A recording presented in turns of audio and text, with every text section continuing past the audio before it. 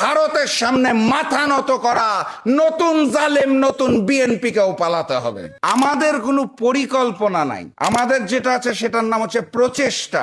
আমরা বলতে চাই সর্বোত্তম পরিকল্পনাকারী মহান রব্বুল আলামিন আল্লাহ, কোন নেতা নয়, কোন মানুষ নয়। অতএব আমরা প্রচেষ্টা করব। সেই প্রচেষ্টা হচ্ছে আগামীর বাংলাদেশে কোনো ভারতীয় আধিপত্যবাদ এবং আগ্রাসন থাকবে না।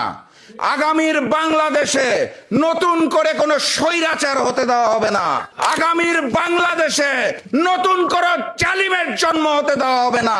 এটা হচ্ছে আমাদের প্রস্তাবনা, এটা হচ্ছে আমাদের প্রচেষ্টা। কবুল করার মালিক আল্লাহ। আই হ্যাভ আ প্ল্যান বলার পর সেই প্ল্যান কি সেটাকেও তারা গুপ্ত রাখবে। দেশে আসার জন্য কোথায় মুচলেকা দিতে হয়, কার অনুমতি নিয়ে দেশে পা রাখতে হয়, সেটাও তারা গোপন এবং গুপ্ত রাখবেন।